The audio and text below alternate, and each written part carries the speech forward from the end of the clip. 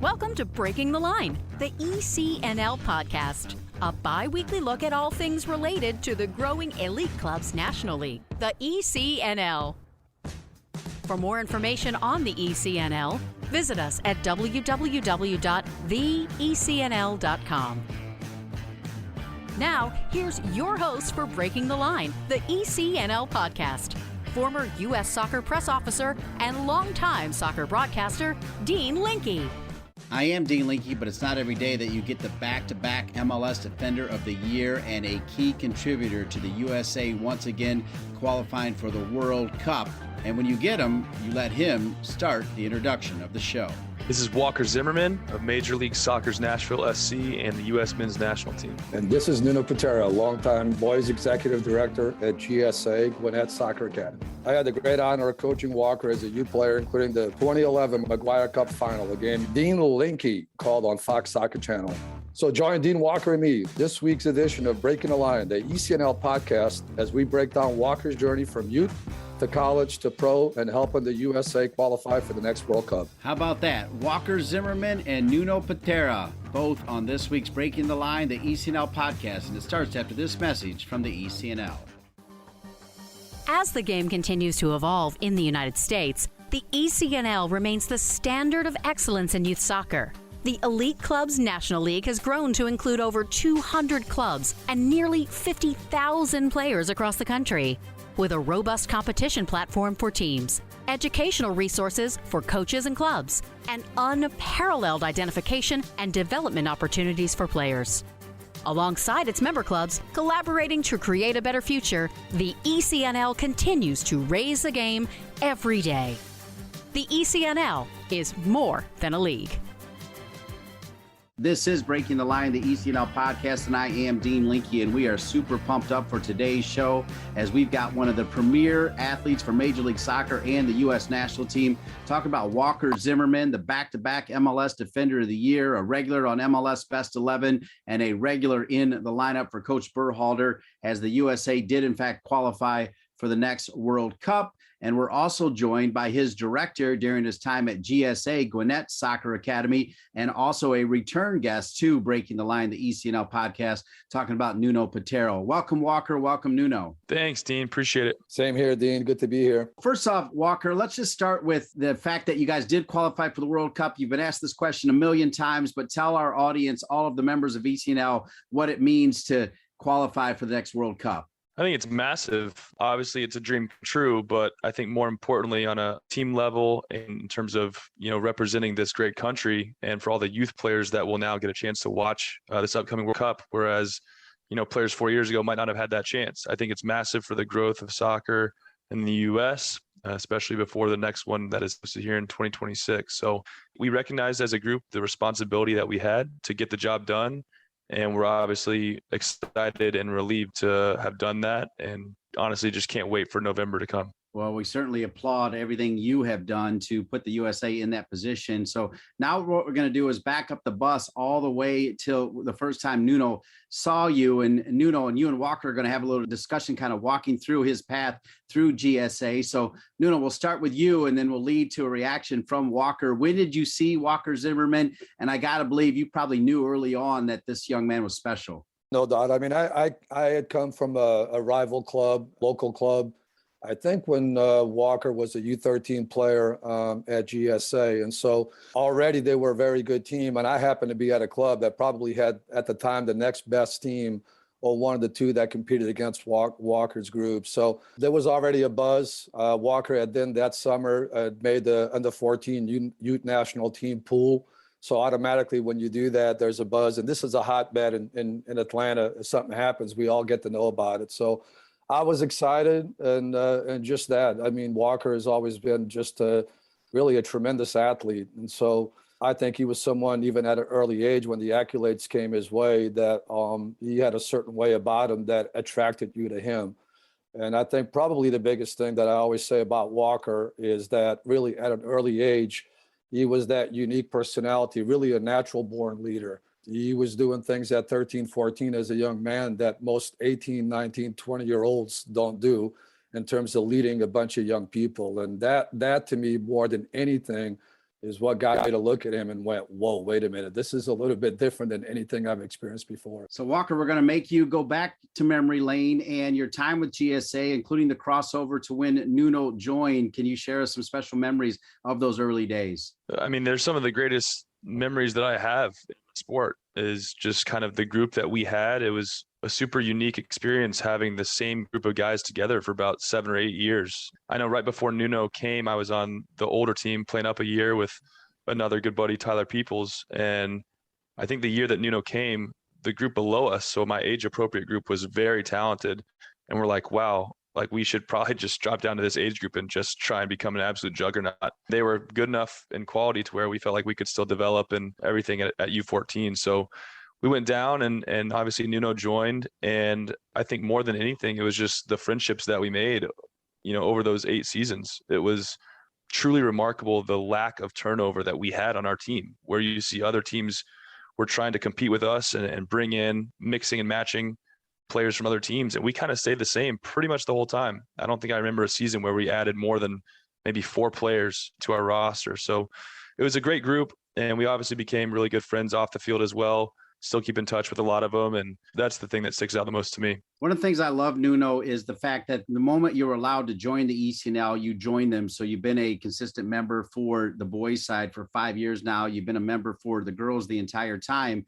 But when Walker was playing, you were in a different league, but that also included the culmination with making it in the McGuire Cup.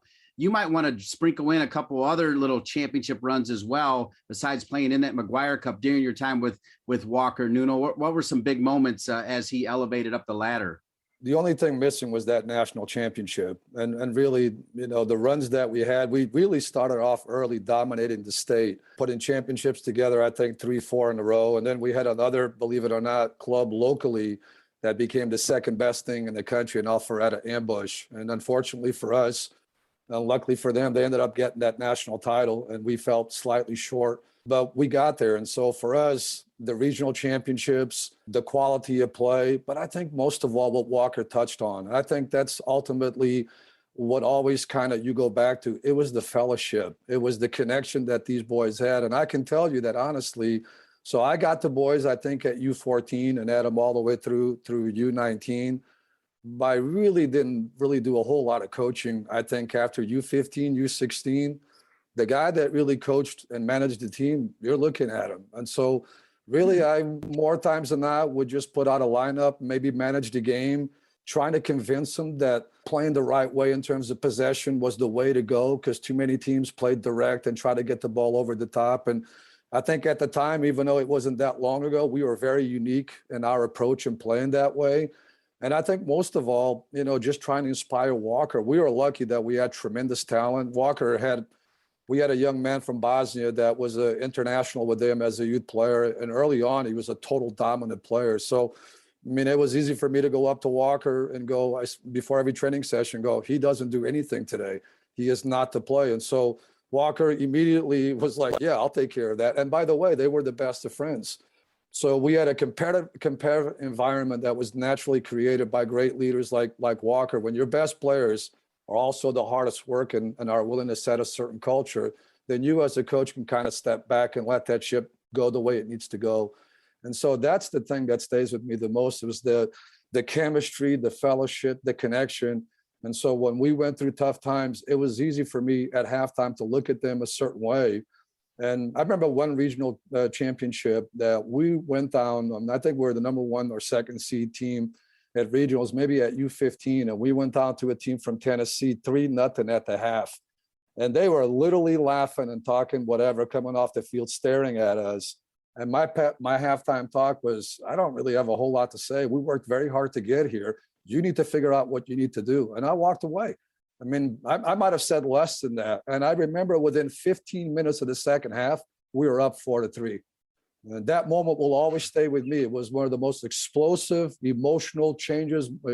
Kids looking at one another and saying, no, this isn't going to happen. This is not who we are. And so those are the moments that ultimately stay with you. But the fellowship, the connection is what makes it special. Walker, as you hear that and you think about, and I know you're a humble man, that's one of the things that makes everybody love you so much, but you think about all the accolades, all the awards you've received, And Nuno started his answer basically saying, I didn't have to coach because I had this 14-year-old, 15-year-old, 16-year-old dude that was essentially coaching the team.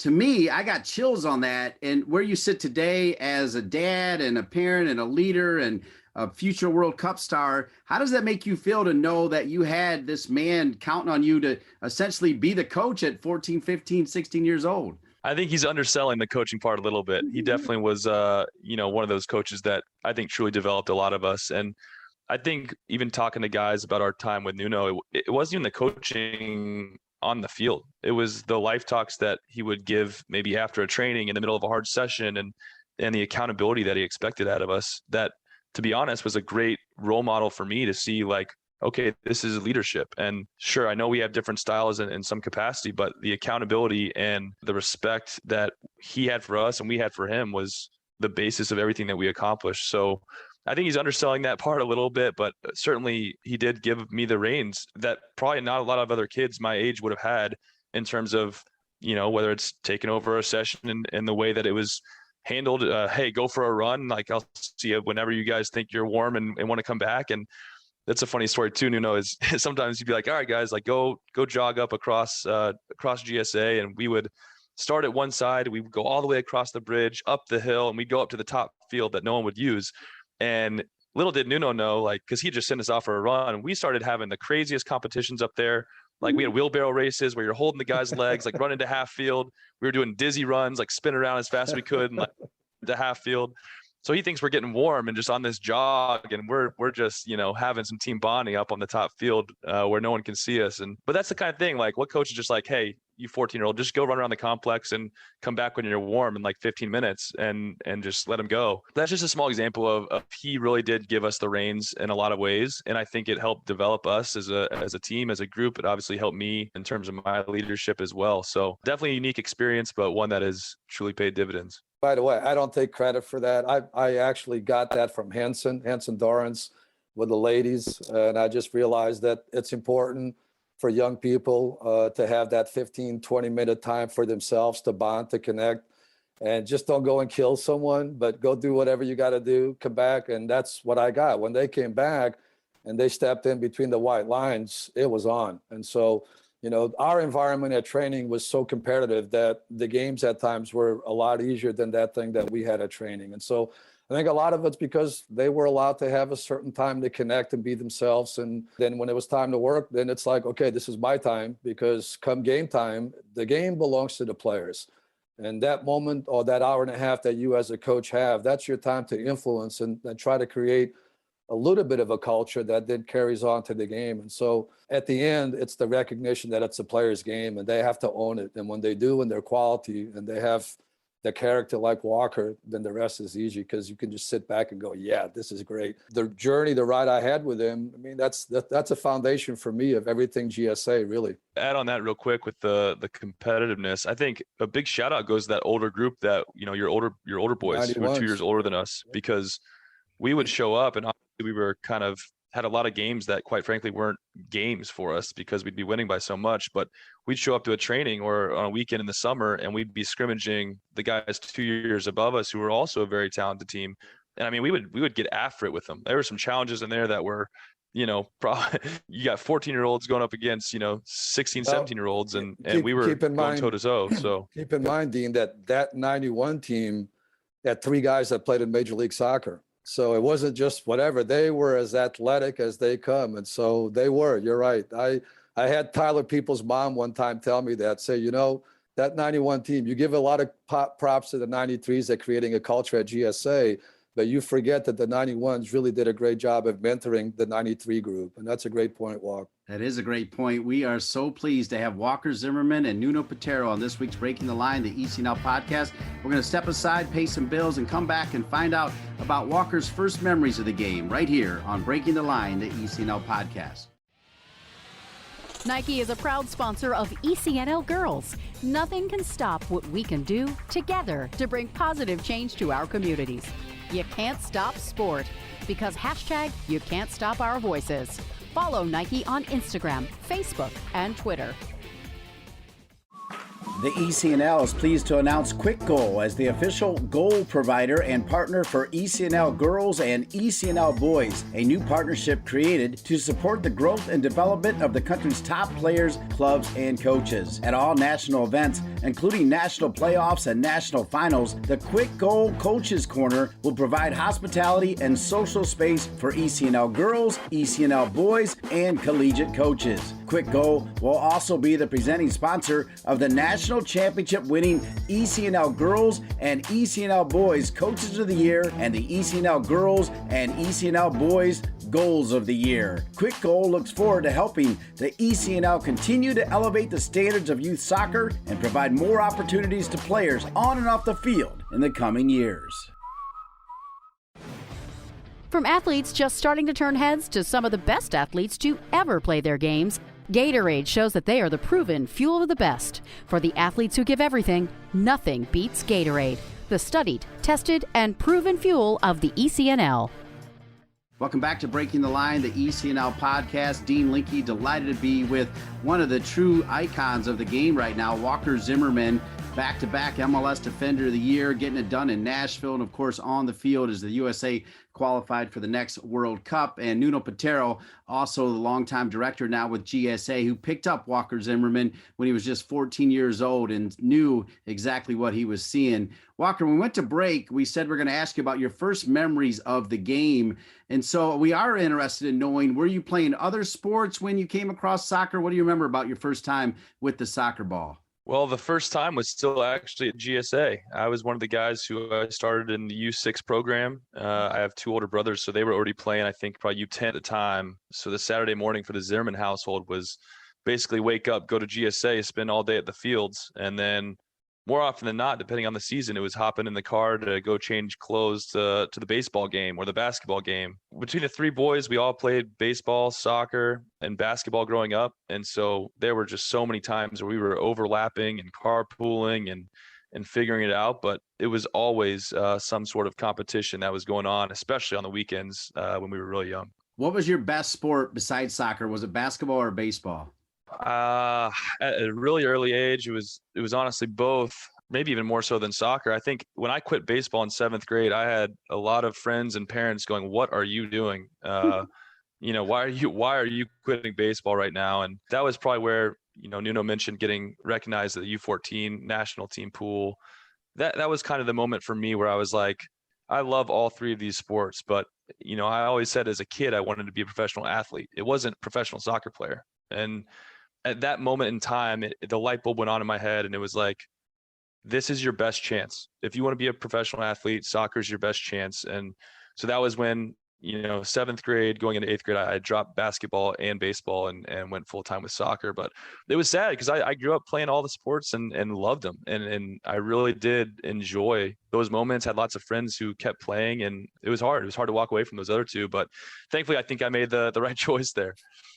Yeah, we know you did. Nuno, I want you to add on that because I think there probably was a benefit to him playing basketball and baseball for that long as well, if you want to add on to that as well.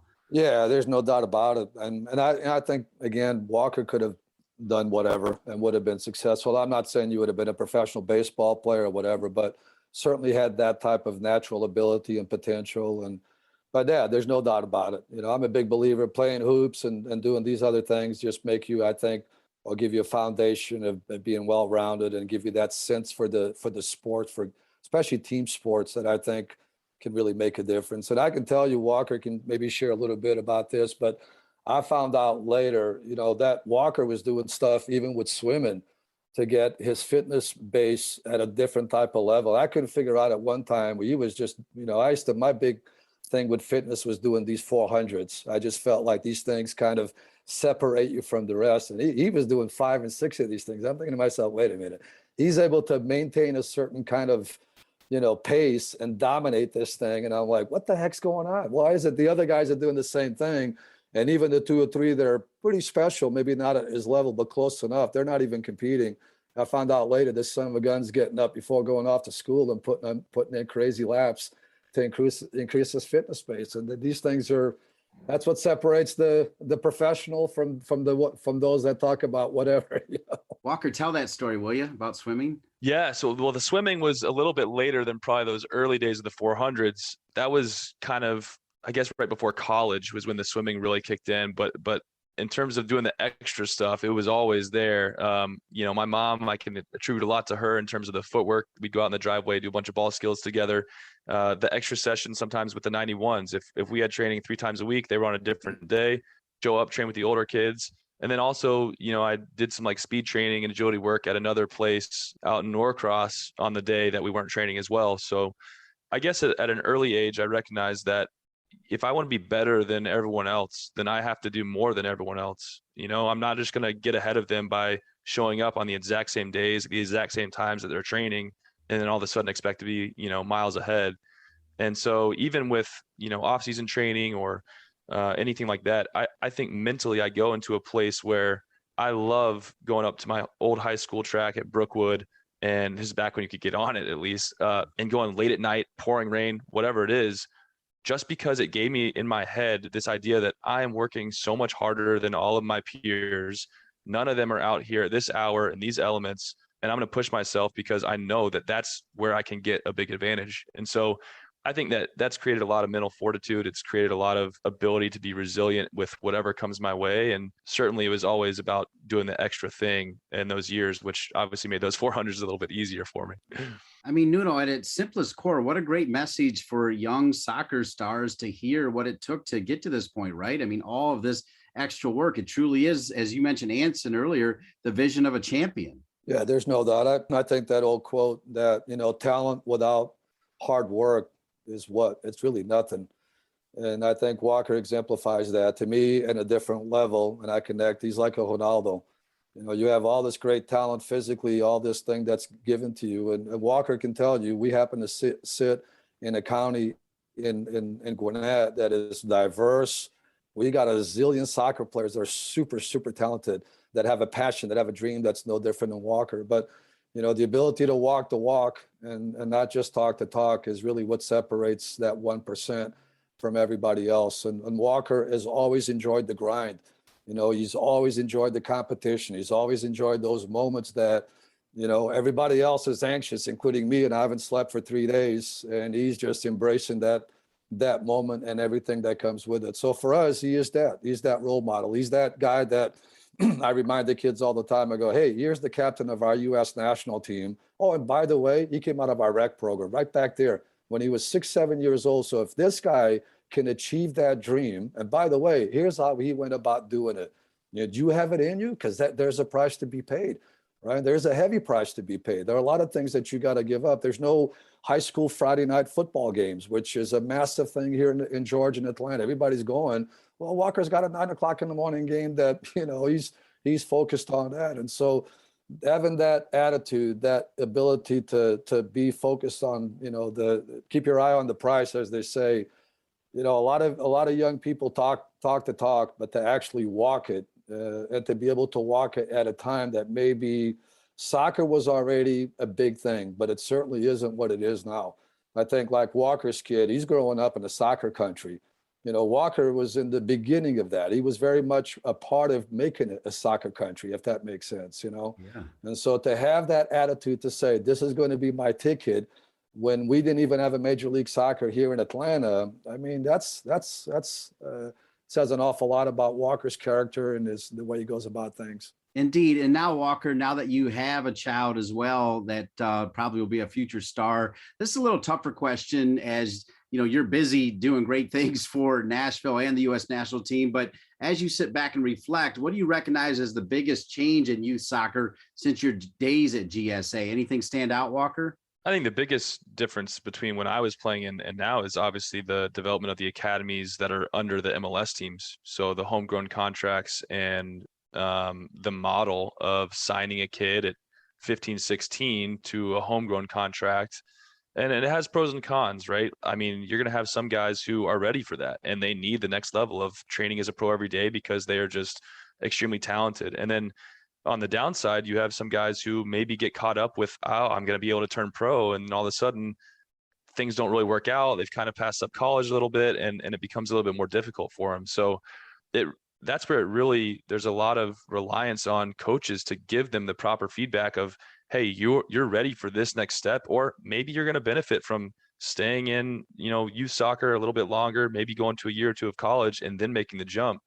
And that's where it just totally depends on the player, depends on their environment. But that's the biggest difference, is the ability for MLS clubs to come in and sign a kid at 15, 16, and hoping to develop them into, participating and being involved with the first team. A similar question, particularly with Nuno looking on, if you could change something from your youth days, or possibly take something from today and infuse it into your youth days, what would it be, Walker?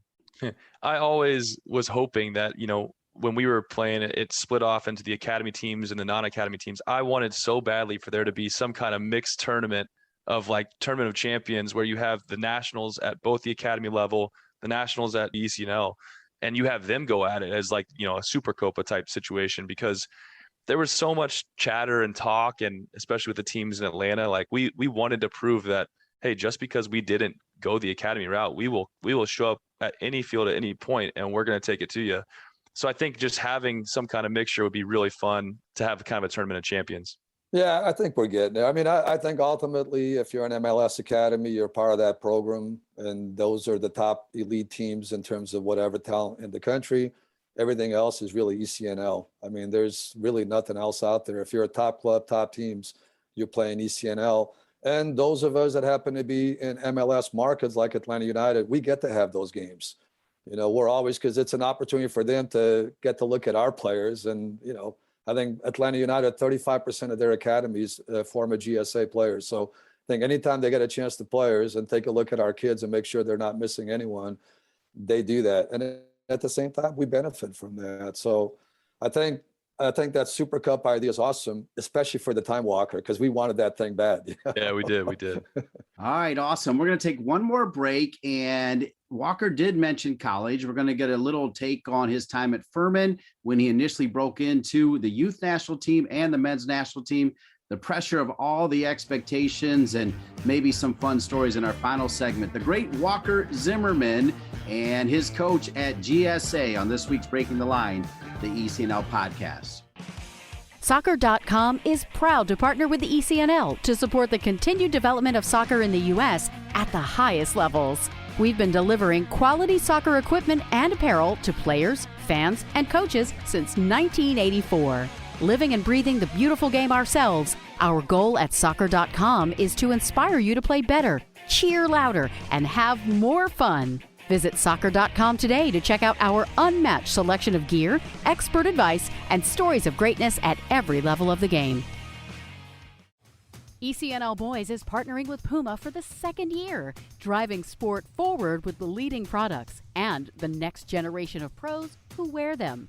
Puma has proven themselves as the fastest sports brand in the world, the fastest innovation, the fastest players, and the fastest products in the game. They're the perfect partner to complement the speed and talent of our teams. In keeping with their mantra of forever faster, Puma introduces the world's fastest boot, the Ultra. The only boot engineered for speed, the Ultra combines a woven upper with a lightweight outsole for direct forward motion, speed, and acceleration. It's the best in the game, designed for the best players in the game. Welcome back to Breaking the Line, the ECNL Podcast. We're so pleased to be joined with one of the best players in MLS, one of the best players for the USA. What a story he is, Walker Zimmerman, as well as a director for GSA and a return guest, Nuno Piteira. And Walker, we went to break talking about the fact in your answer, you mentioned college. There's a big debate now, in fact, of even expanding the college season, but talk about why going to Furman was so important in your continued development. Right. I think, we talked about the differences of the time I was kind of entering into college versus now, and how we didn't really have the ability to sign a homegrown contract or be affiliated with an MLS club. And so the route for all the players to take during my time was to go to college. And particularly with me, I had created a relationship with Doug Allison from U15 region team through ODP. And that's kind of where I met him. And, was like, hey, I really like this guy. Let me go visit Furman and check it out, check out the campus, check out the school. And so sophomore year of high school, while all the other kids were going to spring break parties, going to Florida, my parents put me in a car and we drove and visited like 5-6 colleges along the East Coast. And that was my spring break. And it turned out that after, a week after I visited Furman and fell in love with it, that Coach Allison ended up offering me a scholarship there. And I took it. And the premise was, the idea behind it was, let's create a recruiting class of your friends from club, region team, national team, and let's try and really create something special here at Furman. And we ended up pulling a top 5 recruiting class in the country for my freshman year. And so to do that at a school like Furman is insane. And that was a big part of, the pitch to me was, hey, come here, recruit your friends that you love playing with that are also extremely talented players, and let's kind of get this program, try and take it to new heights. And so that was a big reason for me committing to Furman. He actually forgets that it wasn't a week later. You went up for a visit, went to Wake, did all that. And on the way home, he called me and said, hey, by the way, coach, as a sophomore, I just committed to Furman. I'm like, what? You did what? But it's a special program. And we forget Ricardo Clark was there, Clint Dempsey was there. So Walker was along the line of just great national team players at Major League Soccer, all-stars that were part of the culture that was there. But I'll tell you a quick story about Doug Allison. I remember asking Doug one time, I'm like, hey man, what sold you on the fact that you wanted Walker? He said, Nuno, it was easy. He was with a region team in Buenos Aires in Argentina. And he goes, I'm sitting there with my assistant coaches and I'm just looking and I watch Walker walk into a convenience store. And the whole region team walks into the convenience store. Walker walks out of the convenience store.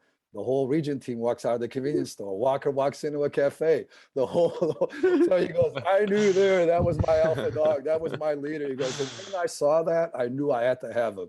He goes, I was already in love with him as a player and as a person. But when I saw that, I looked at the assistant. Are you watching it? He goes, what are you talking about? Watch. He goes, watch it. I just thought that was a great story, Yeah, it is. He's the Pied Piper. I mean, leaders lead. And I mean, Walker, when did you know that you had this innate ability to lead? I think a pretty early age, honestly, but I think it all stemmed from, I felt like my desire to win at whatever it was higher than everyone else. And so when you have a person on your team who wants to win as badly as I did and as I do, they have no other choice but to they have to gear up and try and follow that, or else, it's not going to be that much conflict at a young age in terms of yelling at them or holding them accountable. But there's certainly an expectation that we had to uphold of look, I want to win this game. If you aren't on board with that, we got to figure that out, And so I think probably my competitiveness was probably off the charts, and probably the reason why I think leadership kind of followed within that vein. And then obviously I had great role models with my older brothers. I think when you get to see firsthand your role models be good people, good servants of people, and the way that they even challenged me, it gave me a good foundation to go from. So big credit to them as well. Walk us through, as I mentioned, we're going to tease the fact, and you've already touched a little bit about joining the U.S. Youth National Teams, but walk us through your best experience with the U.S. Youth National Teams, and then walk us through Walker Zimmerman, when you got your first call up to the U.S. National Team, who was the coach, what that experience was like. That's kind of a loaded question. There's 3 in 1 in there, but hopefully you caught most of that. My first experience with the national team was obviously that U14 national team pool, but kind of right before that was at region camp. And I remember the year before I had gone with the older age group, and they always make it really special. You're in an auditorium and you're looking at a slideshow of all of these players that have come from region 3. They're now playing professionally. And so I'm looking at these guys on the screen and I'm seeing them. I'm like, I'm going to be there. I'm going to be there one day. And so the next year we go, they call my name. So I know I'm going to Boston for the national team pool, and end up making that. And I have so many great memories of traveling the world really with the youth national teams, and was fortunate enough to be a part of pretty much every single one minus the U17s in residency. Probably my favorite youth national team memory was I had been out of it in U17. I had a growth spurt that knows I struggled just kind of, continuing to play at a high level, kind of had a year of just kind of always kind of feeling bad, injured, growing into my body and was struggling. And so I finally got out of that and then got reinvited to the U18s, and then went on to captain them in the Milk Cup later that year. And I think that, captaining your country for like really the first time at a youth level at a big tournament, that was really special. And that was probably the best moment of my youth national team career, was getting that opportunity. First call up to the full team. So remember, I had a really good 2016 with Dallas. We won the Supporter Shield. We won the Open Cup. And I felt like I had a really good year. And it was also the year that I was going to get married. And so I was supposed to get married New Year's Eve, or I did get married New Year's Eve. But about a week or two before that, I got a call from Kenny Arena, Bruce's son, who was an assistant coach with Bruce at the time. And, he affirmed me and mentioned how well they thought I'd been playing that year and wanted to call me into January camp. So I immediately, got married. And from my honeymoon, I flew straight to LA for January camp. And so that was pretty cool. I mean, it was not easy for my wife, because we had, we get married, we had this great week. It's like, all right, well, this is the life you signed up for. Have a safe trip back. All of her stuff without me, because I was gone for the month. So her and her mom moved all of her apartment from Greenville to Dallas. And the whole time I was just gone at January camp, and got to have my debut on that, the tail end of that trip. And it was in Chattanooga. So I had friends and family able to drive up, had a man of the match performance against Jamaica in my first cap. And, the rest is kind of history. Wow, that's awesome. I mean, Nuno, I got to believe you still get chills, and you know them a lot longer than me, and I just got chills.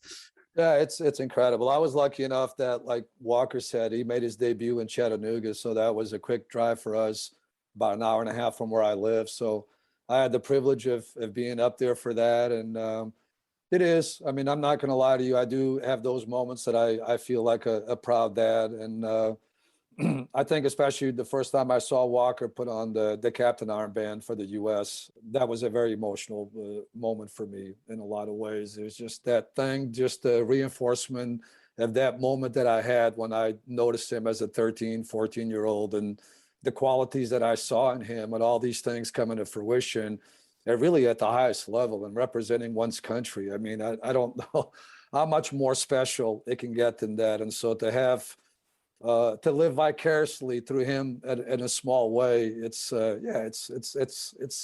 words cannot articulate how one feels within oneself. That's so well said. A couple more questions for Walker Zimmerman, and we'll let him continue on his way of greatness. And Walker, obviously you're well aware that 2018 was tough for all of us that have been involved in the game for a long time, but now you've done it, you've qualified. Can you just talk about the pressure of all the expectations headed into this round of qualification, and then what it meant to come out on the right side of all that pressure? Right.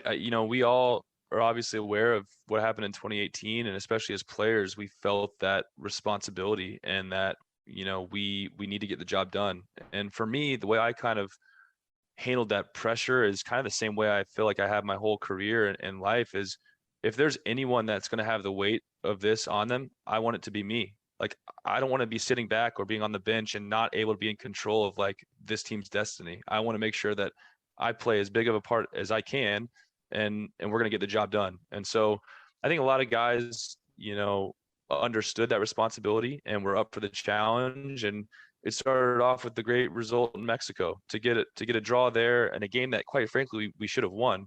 You talk about opportunities and chances that we had versus them. It's, we could have definitely had 3 points there, but to end up with a draw, that kind of set us up for a really good foundation to where we knew, if we take care of business at home against Panama, we're going to go to Qatar. And to get those extra insurance goals, obviously, were important.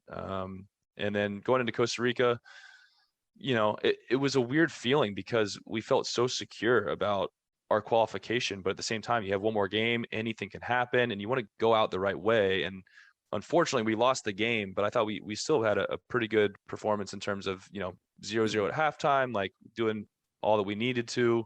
Again, had more chances early on before they got their first goal. But yeah, tough to lose that game. But I think you got to look at qualifying as it's pass fail. It's, do you qualify? Do you not? Are you in the World Cup or are you not? And so we obviously had some wiggle room that we had created because of the previous results, and we got to celebrate. And that was a big relief. It was a big kind of dream come true moment. But at the same time, there's 7 months, we have 7 months till Qatar, and that's the ultimate dream. That's the ultimate goal. And so I was even talking to my wife about just even looking at my career or success with the national team. And it's really hard to try and celebrate in the moment, because no matter what, you have something that comes next. There's, you you captain one game, and then it's like, okay, but now we have to qualify. And it's like, okay, we qualify, but now there's the World Cup. And it's, you have one thing after another that you can't ever, like winning Defender of the Year. It's like, okay, cool, but can I do it again? Can I do it again? Can I do it again? There's always something that's next. And so